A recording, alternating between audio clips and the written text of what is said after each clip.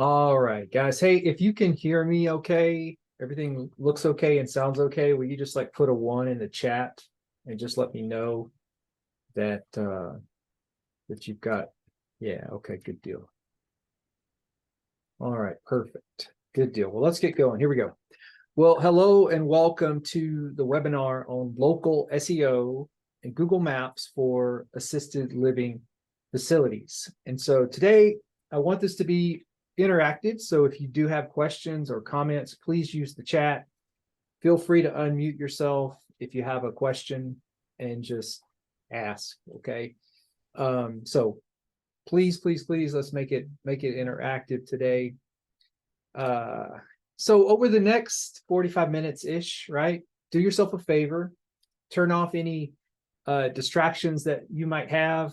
I know it's super easy to get distracted with Facebook or Instagram or whatever that might be open, because if you are in this business, and most of you guys are, this is really critical for your local business. What I'm going to tell you today is it is critical, and so you'll hear in a second why I think that. And but this is going to be a big piece of being able to promote locally your business here in assisted living, residential care homes, etc. All right, so who am I and why should you even be listening to me? Well, I wrote a book specifically for assisted living, residential care homes, called The Book on Digital Marketing for Assisted Living Facilities: How to Get More Tours, More Move-ins, and Ultimately More Success. And I am really active here in the state of Texas, in the Texas associations, whether it's TALA or Torch. I spoke last year at TorchCon. I'll speak again this year at TorchCon. And if you're familiar with StoryBrand, I'm a StoryBrand certified guide, and I do have an MBA. So all those things said, hopefully what I have to share with you will be helpful based on my experience and what I know. So here we go. So this is the second in our summer webinar series. The first one we did last week was on optimizing your website. And if you didn't make that, just let me know. I've got the replay link ready. I'll send you that so that you can see what we talked about last week, where we talked about really getting your website optimized for conversion, optimized for some of the things we're going to talk about today. There was some SEO in last week's talk as well. Today, we're going to talk about local SEO, which is a little different than just regular SEO. And I'll kind of explain that in a few minutes. But not next week, but the 16th of August is going to be really fun, because we're going to talk about how to use AI to boost your marketing and save you a lot of time. So you're going to want to be on that one, because we're going to actually get into ChatGPT, and I'm going to show you guys how to use that tool to just save yourself a ton of time. So even if you don't, on that webinar, we'll kind of go through how to even get a ChatGPT account, and then kind of show you how to use it, and then take that content and use it in your marketing. So that's going to be a real good practical time. And then on the 30th, we're going to talk about email marketing. If you aren't, we got some folks coming in. Here we go. If you don't have an email list and you're not emailing potential families or even current families, this is going to be an important one for you, because you need to be using email. Email's never going to go away. People have to have email to sign up for everything. And so it's a great way to reach out to families, to potential families. You need email. You need an email list and a way to email those folks automatically. So we're going to go through that. And then the very last one in our series, we got somebody coming in. The very last one in our series is on how to automate sales. So whether you got 3 beds or 300 beds, or if you're a partner to this industry, this one is going to be really important. So there's lots of things that can save you tons of time in automating sales and marketing. And so we're going to go through that on the 6th. So you don't want to miss these guys. They're going to be really good. Okay, so let's jump back to today's webinar. So what's the problem here? Well, the problem is that your competition is growing every single day. And you guys know this, there's entrepreneurs, there's investors, big and small, that are coming into local markets all the time. And not only that, right, but you're competing against lots of big players in assisted living with full-time marketers on staff, and they have big budgets. So it might seem like, you're up against, it's like David and Goliath, and it kind of is, but today I'm going to show you, some ways that you can actually compete, right? And the other thing is, the reason like some people want to get help from a guy like me is that you've got some empty beds, right? And that you don't know how to, for whatever reason, they're not being full. And so that means lost revenue, slow growth, no growth. And so you need help with that. Here we go. But the good news is that you can actually do this. Here's where I think you can compete with the big guys. Because you're a local business, it's not the same as if you were trying to compete with a big national brand. You're competing locally in your community. And that's why you can actually beat these guys. And I'll show you some ways we can do it once we get into this. But you won't be able to do it without getting local SEO right. I promise you. So this part is critical. Okay, so let's get going. So do Google Maps and local SEO matter? Well, you probably know the answer. Yes, absolutely yes. And why? Because 70% of people that start their search for senior living, they start online. They start with this phone, and that's just the facts, right? That's coming from some really good industry data. Plus, think about what you do when you need something.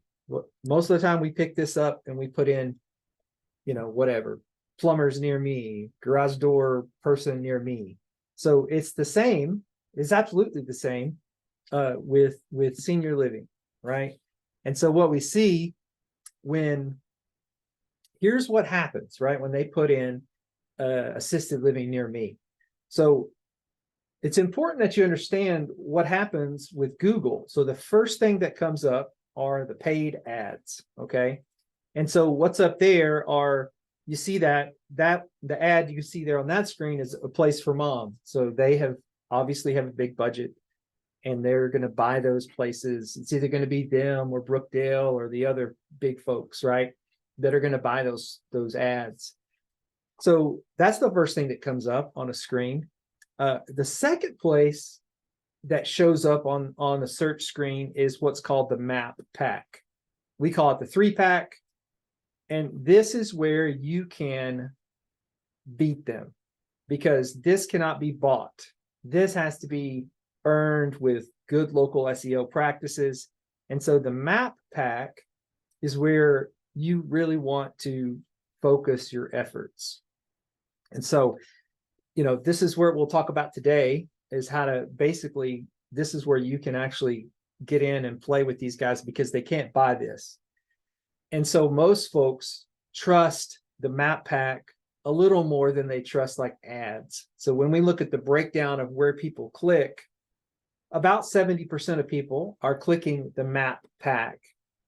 About 10% of people will click up in the ads, and that leaves 20%, which will click down here in the organic results. So that's what you're seeing there. The organic results are dominated by a lot of the big directory folks. So caring.com, A Place for Mom, assistedliving.org. And the reason why is because they create lots and lots of content. And so that's why they're ranking for these places. So when you think about search, just to recap that, the first part is ads, the second part is the map pack, and that third part is the organic results. And where we should really focus our thoughts in our efforts, right, is around the map pack. Okay, So as we move forward, I want you to kind of think through, like when you think of local SEO, that's kind of where that's what we really want, right? It's because what happens with the map pack is you're getting free phone calls, free, people looking you up and finding you on Google Maps and those kind of things. Okay, so how does this even break down when you think about how do we like dominate local SEO? Well, this little pie chart kind of shows you the areas where we should focus, okay? So you've got at the very top there, reviews, and you can kind of see the size of that slice of the pie. And then move to the right, we've got website, Google Business Profile, pretty big piece of the pie, right? Down low is local links, also kind of big piece of the pie. And then we've got citations and local information, also pretty big piece of the pie. So this kind of breaks down some of the areas that you really, really have to get right in order to dominate local SEO. So what even is it? I think you guys understand it, but Google's going to show results for search queries based on the intent of the user. And so they absolutely know based on where someone is, right? They know where you are based on your IP. And so you can try this on your own, right? If you go wherever you are right now, if you search assisted living near me, you're going to find some results that are close to you. And so that's basically what it is, right? And the local algorithm is what is driving that map pack, okay? So the results are always going to be tailored to the user's area or wherever they're located, okay? Just so you understand, local SEO versus like big national SEO. If I go into the phone and I put in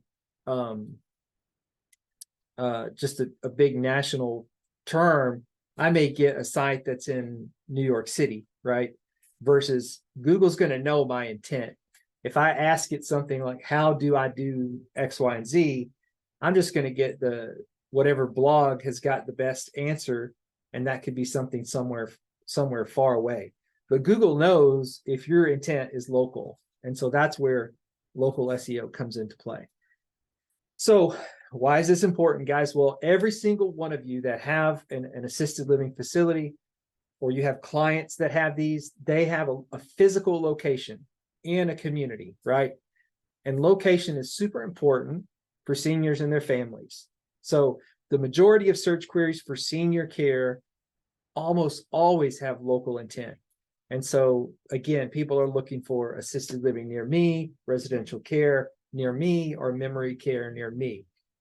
And so it's either, the son or daughter is looking close to them, or it could be mom or dad searching on their own, right? And they're looking to stay in their local community, but it's always local. It's always local. So here's kind of the roadmap that we're kind of going to go through is, so what is it that you need to know? What are the on-page signals? Now, on-page signals are on your website, okay? We're going to talk about local links. Think of local links as kind of in the SEO world, we kind of jokingly call these crappy church links. So think of like local stuff, like a church, right? If you're a local business and you get a link from the local church, that's actually really good because it's local to your community, right? And then we're going to talk about citations. And citations are your name, address, phone number. We'll get into that. We're going to talk a lot about your Google Business Profile because that's a really, really big deal. We're going to talk about reviews and then some behavioral signals and personalization that also coincide with Google Business Profile. All right. So any questions so far? Everybody doing okay? All right. If you do have questions, make sure you put them in the chat and we'll kind of go through that. Okay. So as we go, if you're like, man, well, how does this work? Or what should I be thinking about here? Just put it in the chat and we'll talk about it. Okay. So what you need to know is that the exact algorithm that Google uses is actually kind of unknown, right? Even to Google's engineers. So it's not out there in some forum that we can go find that says you need to do X, Y, and Z to make sure that you can absolutely rank number one in the Google Map Pack. It's always going to be a little bit different based on where you are, the markets that you're in. Some markets like Dallas, Fort Worth is going to be more competitive than, say, Waco. So it really depends on a lot of things. And so there's no exact, science on what makes this algorithm work. Now, we have some pretty strong ideas about it, and I'll show you that next. But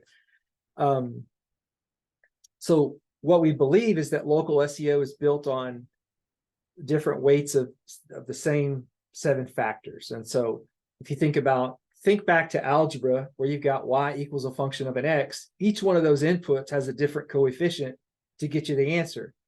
Well, what I'm going to show you next is like what we think those different factors are. How big is their coefficient, right? So in the top part of this slide, you see the local map pack. Okay, that's what we're talking about there. So what does it take to rank in the local map pack? Well, what that's telling you is that 36% of that equation, right? The biggest weighting factor is Google Business Profile. Okay. Next is your reviews, and the reviews that show up in your Google Business Profile. And then 16% is on your it says on page, but that's on your website. So wherever your website is, that 16% of showing up in the map pack is due to kind of what's on the website. 13% are links, and that should say backlinks. A backlink is just when your website gets a link from another website. It's like a popularity thing.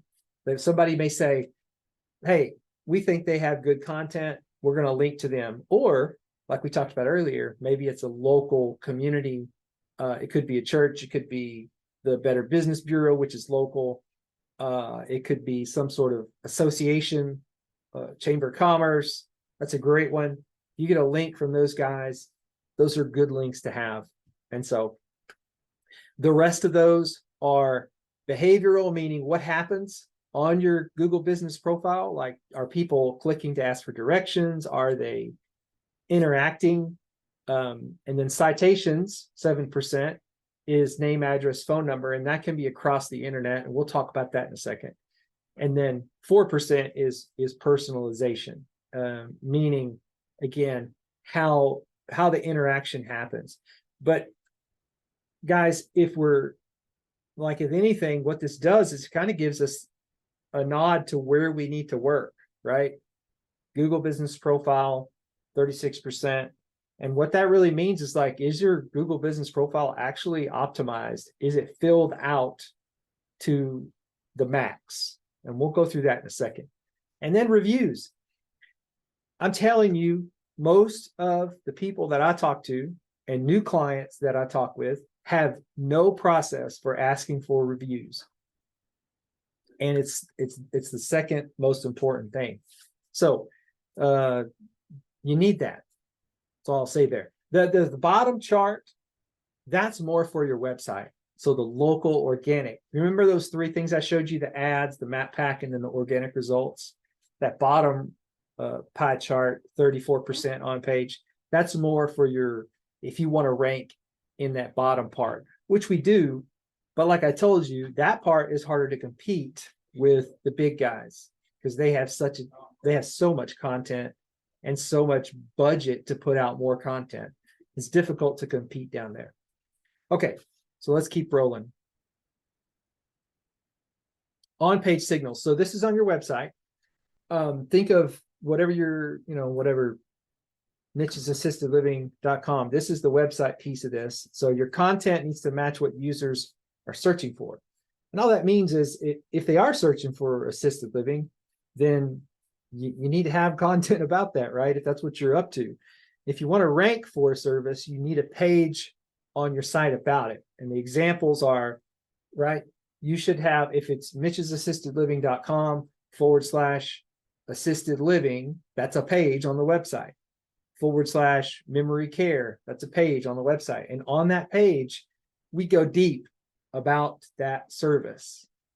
Google doesn't like shallow content. So if you got a page about assisted living and it's only got 150 words, that's not going to go so well for you. It won't rank. So if you're going to have a page about a service, you need to go deep on that service on your website. So the technical elements for on-page stuff on the website is name, address, phone number. We call it NAP for short. Now, here's the most important thing for the name, address, phone number is that it must be consistent with what's on your Google business profile. And what Google business profile is what they're going to ask you to do, right, is that you put, if the name of my company is Mitch's Assisted Living, LLC, that's what Google wants you to put in your name. And so whatever I put on the website should match what's on Google Business Profile, even down to if I spell out suite, or if I have it, STE, then that's what should be on the website as well. So, and then I talk about schema markup. That's really technical stuff that we take care of for our clients, but schema is a thing you can put kind of in the code of the website that makes it easier for the Google bot to read your website. And then on-page content that is relevant and useful. So again, you're going to want to put content on the website that people want to read. And so there's some research that goes into that, right? To find out what are people searching for when it comes to assisted living, memory care.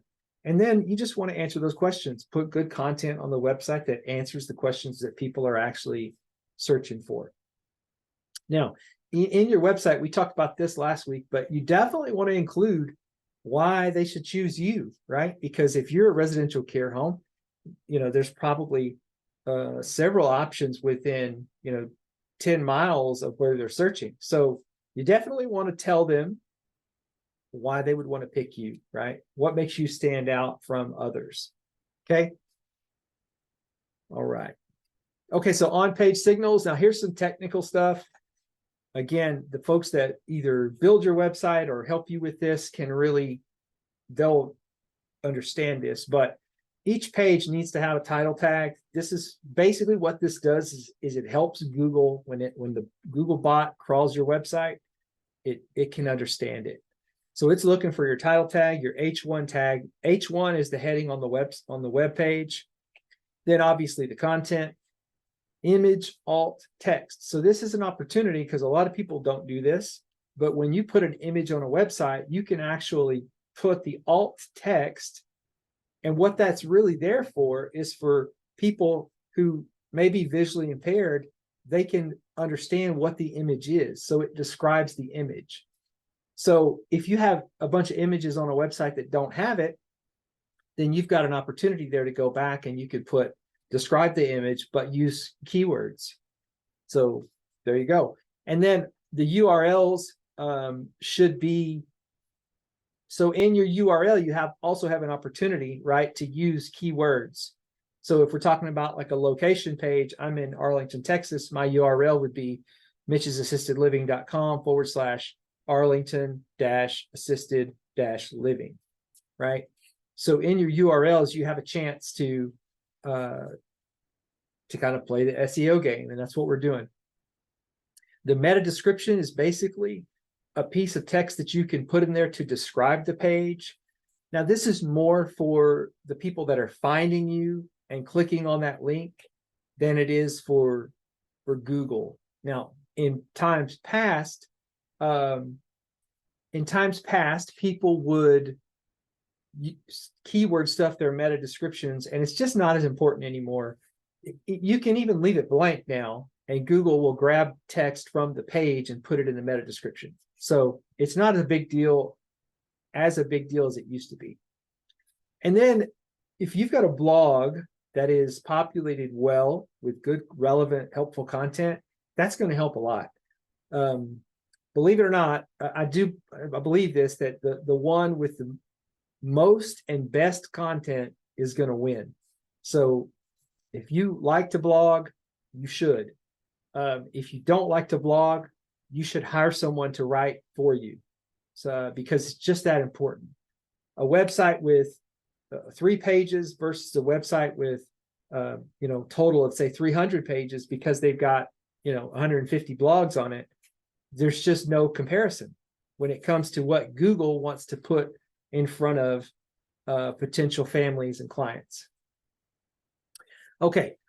Jason asked the question, do you recommend Google domains over other available domains? Jason, do you mean like where you buy your domain from? Yes. Yeah. Okay. So a couple things. I do like Google domains. However, I don't know why, but recently they sold their domain business to Squarespace. And I don't know what that means for those of us that purchase domains from Google. But prior to them selling that business, I would have told you, yes, absolutely, always buy from Google domains. And the reason why I like Google domains is because it makes your life easier. Because if you need professional email, well, it's already integrated with Gmail. And so it makes everything easy, right? Whereas if you're going to buy your domain from, say, GoDaddy or Namecheap, it's not bad. It's just there's a few more steps involved to get everything working. So Google Domains is good. The other one I like, especially now that they've sold to Squarespace, is Cloudflare. Check out Cloudflare. They don't mark theirs up. I think they're about $9 a year at Cloudflare. So that's a good one as well. Okay, thank you. Yep, you're welcome. Good question. Okay, let's talk about local links. So local links, unlike other traditional SEO, local links carry greater weight than industry links, meaning if you could get, a bunch of links from the local community, that's going to be better than one link from, say, a really high domain authority, the link that you get from caring.com that's got your listing, right?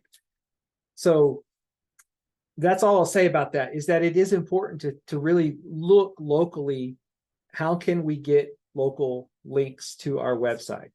And again, what that means is that someone else on their website has put a link to your website. So it's a backlink from a local community, business, or association. That's what that is. So a no-follow link is also valuable to local SEO. The difference between a do follow and a no follow is just some code in the background that tells Google how to treat that link. So for a long time, people wanted do follow links. And what we've learned is no follow links are actually valuable for local SEO. And then, I just said this, but link authority is not as important if it's local. So there's a system out there on the internet that will look at your domain authority, and it has a lot to do with how old the domain is, how many backlinks you have, all kinds of stuff kind of build into the domain authority. But link authority, if the link is local, that part is not as important. So one thing you can do, if you're like, well, where in the heck do I get local links, right? Well, one thing you can do is look at your competitors and see where are they getting links. And you can use tools like Ahrefs or SEMrush, and we have the tools to do that as well. But you would want to look at, like, okay, who's in my local market? And kind of the way it would go, right, is you go to your phone, put in, assisted living near me, see who comes up first. Then you could say, okay, let's see what links they have, right? So we take their website, we put it into a tool like Ahrefs or SEMrush. They will tell us what the backlinks are. And so then we have a list of backlinks, right? So if they're local, then we can go to those same people and get those same links. So that's kind of how you would go about, like, figuring out who has what. All right. Citations. So it says here, foundational, right? Like, this is a big deal.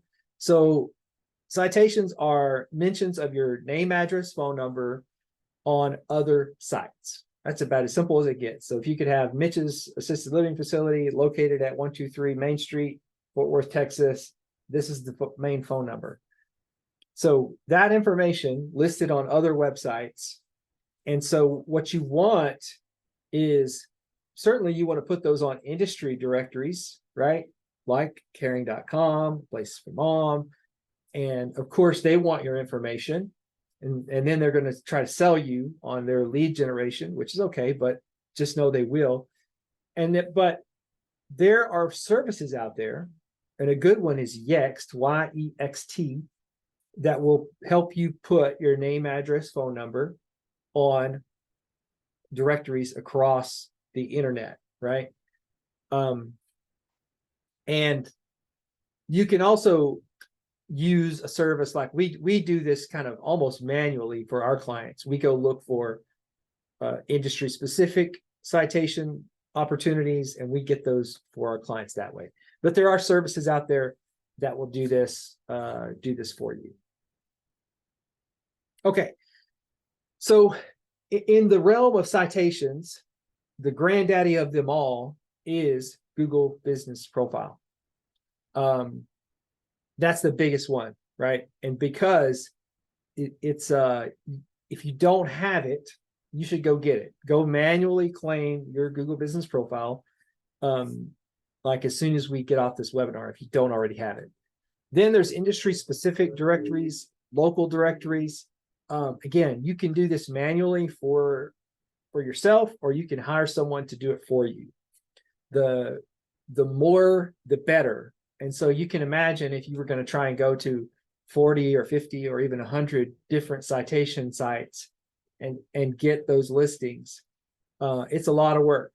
But you need it. But in my opinion, you don't want to do it yourself. So you want to figure out, how am I going to get somebody to get these citations for me? And we do that for our clients. Okay, let's talk about Google Business Profile. It is the granddaddy, and it is the most important thing. So it's the direct interface with Google entity information. So here's the thing is, a lot of people don't know this. You won't even show up in Google Maps unless you have a Google Business Profile. So most folks, right, are using either Apple Maps or Google Maps. And if they want to find you, you have to have a Google Business Profile. And so that in and of itself should tell you, I better go get this thing done. So you've probably seen this, but it just basically displays your business information in a side panel or in the Maps listing. This thing should be like your second homepage. That's how you should look at this. It's that important. It's a critical component to local SEO. Okay, so first, here's how we got to optimize this baby. Okay, so you got to go claim it first. Make sure that you've done this. If you find that it's already been claimed, then you can request to change ownership. And this is a big pet peeve for me. A lot of times people, clients and potential clients, they don't really understand where all of their sort of digital assets are, like passwords, who created what. Maybe did somebody on your team create the Google Business Profile 3 years ago, and now you don't know who that person, whose email is associated with it. This, if you get anything out of today's webinar, find out where all of the information is for your online business, your website. How do you log into Facebook? All that stuff. You need to know that. If you're going to get good at digital marketing, you got to know that stuff. Okay, so if you go and you see your Google Business Profile's already been claimed, it's a good chance that it could be someone on your team from a couple of years ago or 6 years ago, but you got to figure that stuff out. Mitch, I've got a couple questions. Yeah, please. So along those lines, do you need to have your Google Business Profile needs to be based off your name, correct? Your business name. Yep. Your business name. So you need to have that secured, your domain probably purchased under that name. You don't have to have the domain when you open it, but Yeah. it's a good idea. Okay. Yeah. So for somebody like me that does not have a facility yet, should I go ahead and claim it under my parent organization's name just to hold it? If you've got an address, then yes. If you don't have an address, there's a way you can create what's called a service area business. Mhm. And a service area business means, hey, I serve the city of Fort Worth, right? And you can Yeah. just tell it, this is my service area. Now, Can I service claim it area, and not publish it? no, once it's verified, it'll be published. Okay. But what you could do is go ahead and create it as a service area business. And then as soon as you get your address, you need to update it to have the address. Okay. It's an absolute fact. Service area businesses do not rank as well as physical location businesses. Sure. Okay. Thank you. Yeah. And I don't know what you've named your LLC or all that stuff, but I will say this: if anybody else is in the stage of like you haven't started yet, if you can include assisted living in the name of your company, you should, for that reason of like it is a highly searched term. Sure. And if we're going to follow Google's guidelines, then we're supposed to put exactly what the name of your business is in your Google business profile. Okay. Now, if the name of your company is like, Jason's Enterprises, that's okay. You can file for a DBA, doing business as, Tickner residential care home or Tickner assisted living, right? Sure. And then you're okay. You could put that as the name on your Google business profile.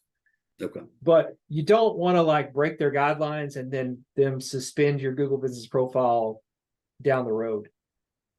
So sure. But for example, if mine was Tickner Enterprises LLC, the one or two facilities I'm looking at purchasing already have names. I plan on keeping those names. yeah, I can just tie them into Tickner Enterprises assisted living, right? yeah. So if those companies have existing names and you want to keep those names, they also probably have existing Google business profiles.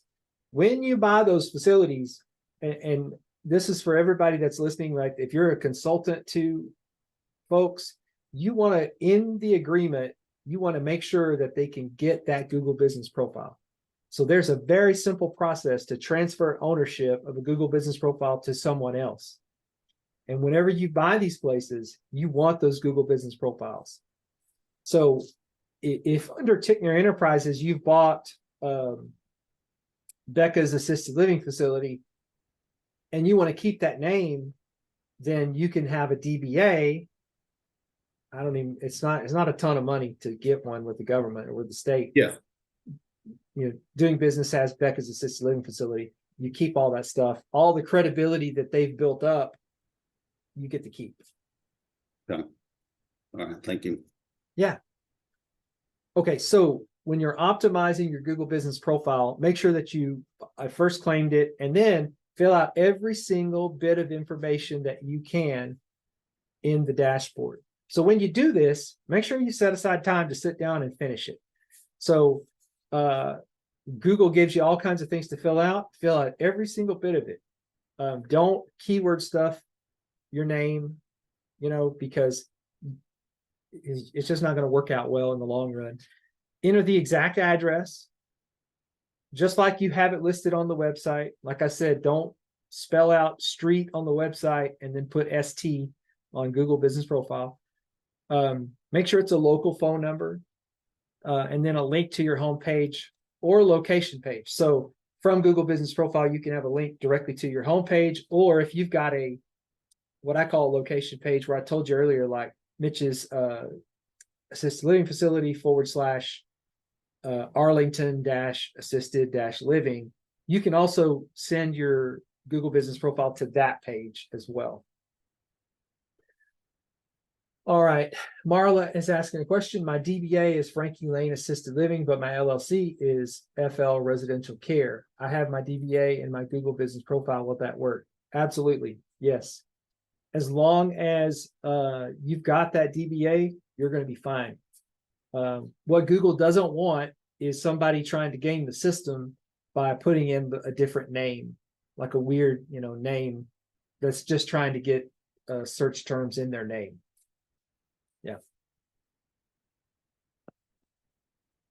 Okay. So on your Google Business Profile, you want to upload high resolution professional photos and videos. Okay. Google displays both business and customer photos. That's what you need. One thing you need to know is a family that comes and takes photos at your facility can also upload those to Google Business Profile. And there's really not much you can do about that. But it can happen, just so you know. You want to always interact with your reviews. So if people come and leave you reviews, as soon as possible, you want to interact with that review. Tell them thank you for the review. And, you just want to interact with those reviews. What Google doesn't want is to see people leaving reviews and you don't say anything. You can, with your on the Google Business Profile dashboard, there's lots of really good information where you can check analytics. You can see how many people are coming to it, how many people are clicking for directions, all that stuff. Now, the category that you want to pick is assisted living facility. And I'll also say this, what I've found and what I've seen from other SEO folks is that the more relevant categories you have, the better you're going to do in search. So I know that you're not a nursing home. However, it is relevant. And so I would suggest that you choose assisted living facility as your primary category. But then there's other categories that you can put that you also fit in. There's one called aged care. There's just several that you could choose. And the more you choose, the better, as long as it's relevant. Okay. All right. On Google Business Profile, there's a Q&A section, so question and answer. And what most people don't know is that you can actually ask the question and you can answer the question. So you should do that. All the questions that you get from potential families and current families, you should set aside time to go to Google Business Profile, ask those questions, and then turn around and answer those questions. Think about what Google's trying to do. They want to put out helpful content. And the more that you help them do that, the better you're going to rank. Okay, so utilize the Q&A section.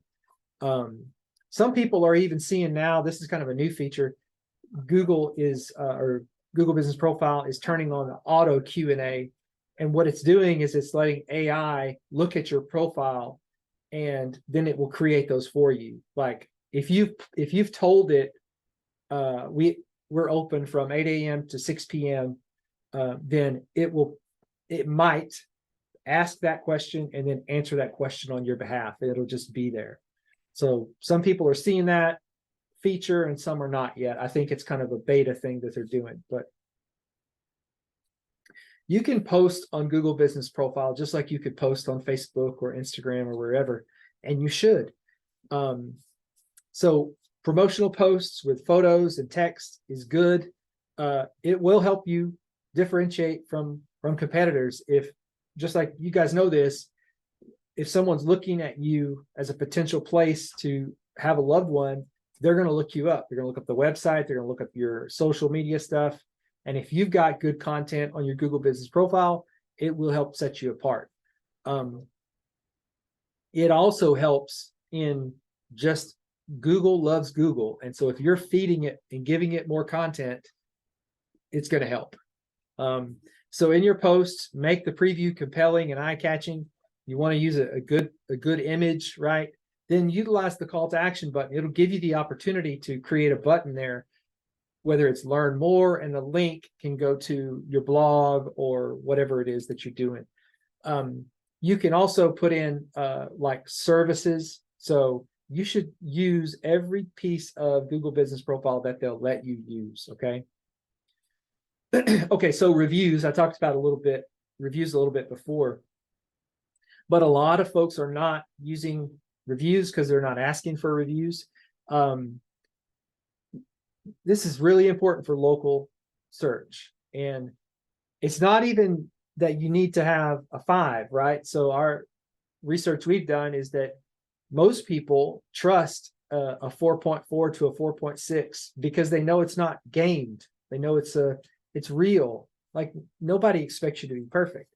So if your review can be, 4.4 and up, then you're in good shape. Now, the number of reviews, the more, the better for sure. And then the overall sentiment of the reviews. So if people are leaving you good reviews, right, about your service, more likely than not, there's going to be some really good keywords in those reviews that are relevant to your business. They also look at velocity, meaning this: if you say you get 25 reviews all in one day, and then you go for 3 months, you don't get any, and then you have 25 on a day. Well, Google sees that, and it can tell, like, maybe it looks like you're gaming the system a little bit. So what that requires of us is to have some kind of system set up where we're consistently asking for reviews.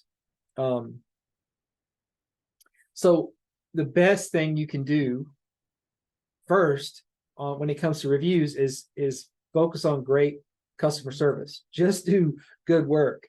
If you do good work, you're going to be more apt to get reviews, especially if you ask. And then every single review you need to reply. And it helps with some personalization.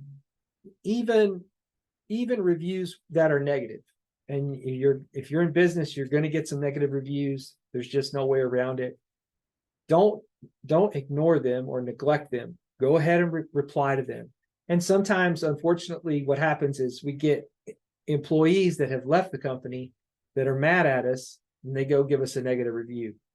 And so the best thing to do is just reply to those reviews very diplomatically and respectfully, and just deal with it. Sometimes you can get a person to either change their review or remove it, but that requires, that person being willing to do that. Don't just focus on Google. I mean, you can use other sites, Google, Facebook, Yelp, all the senior living sites. So again, it requires a bit of a process to kind of think through this, and how are we going to ask for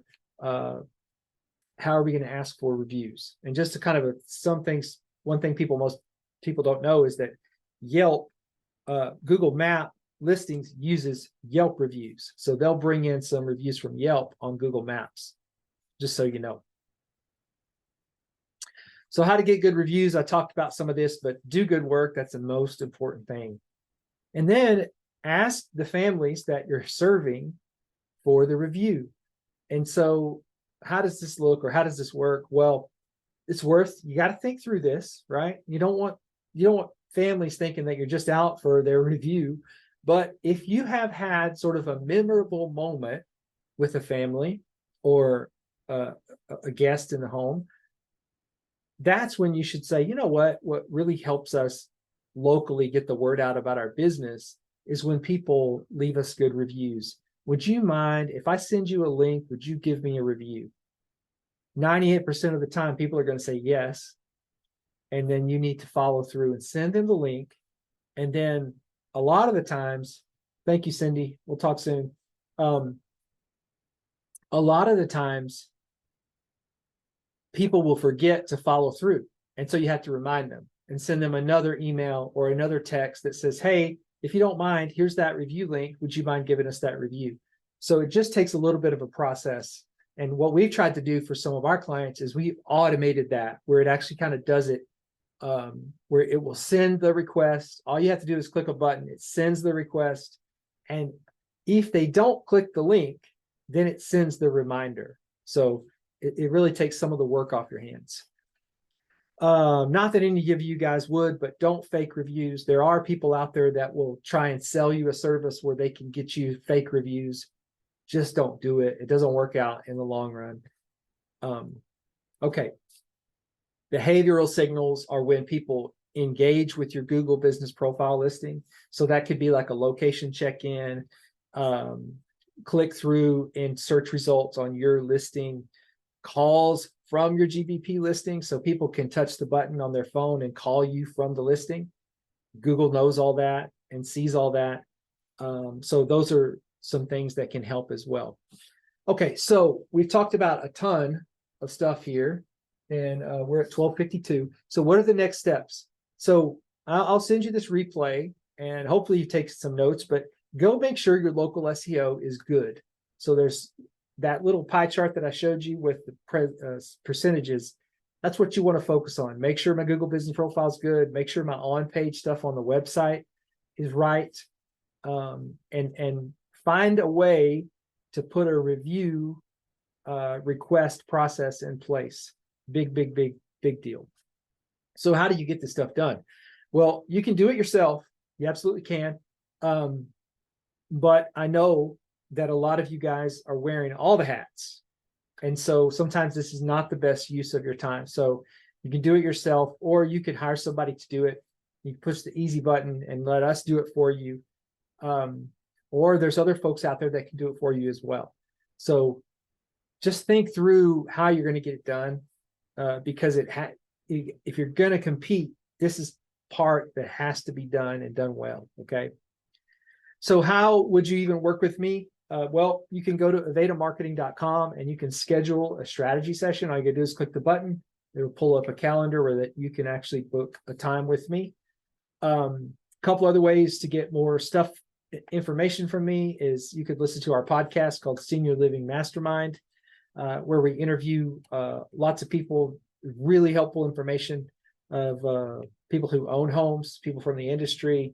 And so you can also download my book that I told you guys about for free. If you go to book.avadamarketing.com, we'll send you the ebook for free. You can also find it on Amazon and buy it if you want the hardback. Some people love to have the book in their hand. So that's completely up to you. Okay, so I'm done with my slides. Now, if there are any questions, I'll hang out and answer questions. So please, if you have questions, you can unmute or put them in the chat and we can talk through just about anything you want to.